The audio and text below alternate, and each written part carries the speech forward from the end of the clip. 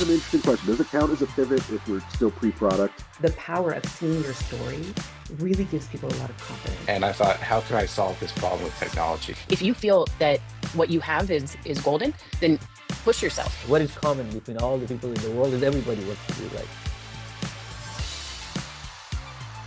The main challenge that we have is resistance to change.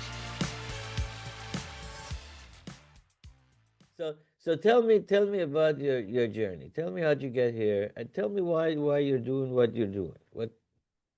What gives you the pleasure of doing? What satisfies you? What's the objective? Is it money? Is it what?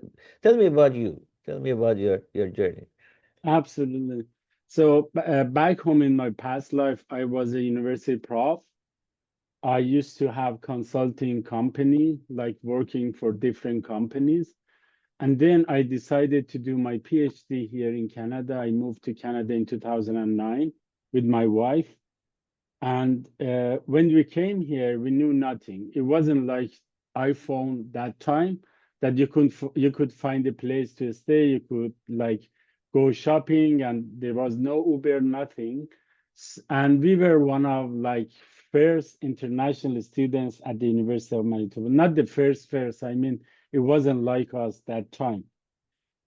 So we came here, I started my PhD, and it was the time for my wife actually to look for something, for opportunity to decide what field she's going to choose and work. So I want to talk about like self-confidence and how you need to believe in yourself.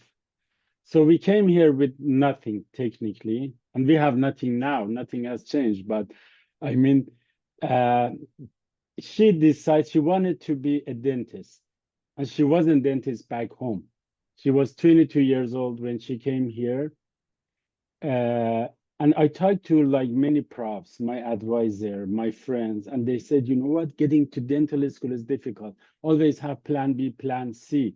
She would get depression because she cannot go. She's international student, she's immigrant, she cannot get in. But we said, no, we believe in ourselves, we get it done. And it was funny. The first time she applied, she got into dentistry. And by the time she was in dental school, I was at University of Calgary. I was doing my postdoc in robotic surgery. So I had to come back to Winnipeg. I worked there. I worked for 3 years. Like we had a startup company there as well. So I could evaluate the difference between academic research, being a prof, and business, which one is more impactful. And we published like many papers, like 80 papers, book chapters and stuff like that. At the end of the day, I applied to many universities. I got on-campus interviews, but I sat and I thought that, you know what, we need to make something that has a true impact, like publishing paper, writing equation, making plots, making beautiful. That is not something that keeps me happy. Honestly, this is the question I always ask. I say if I win a $50 million lottery ticket, will I quit what I'm doing right now or no? If I do that, this is not the right thing for me to do.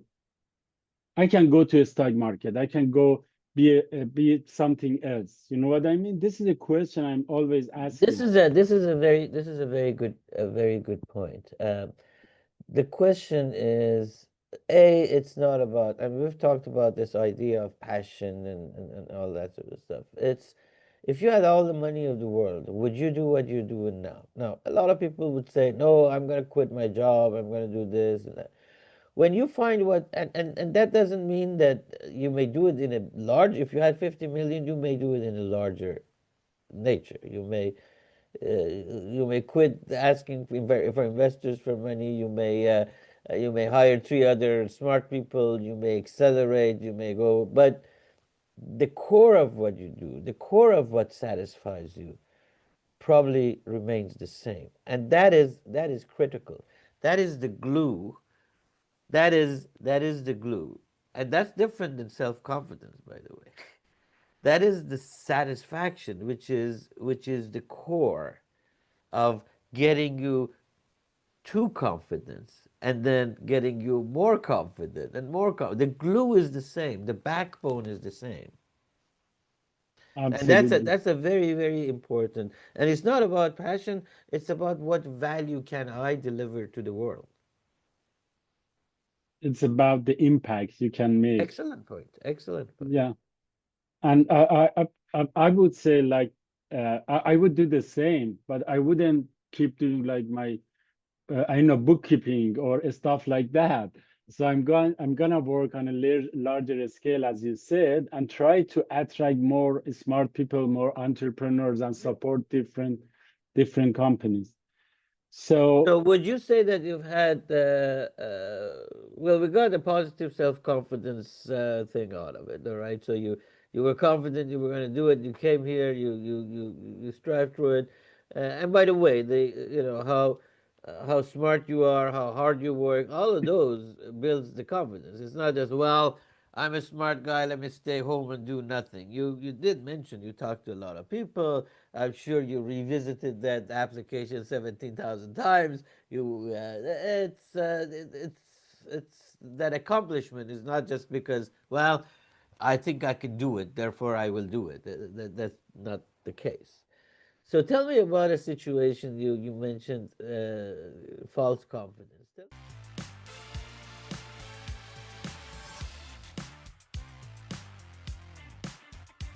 Thanks for watching.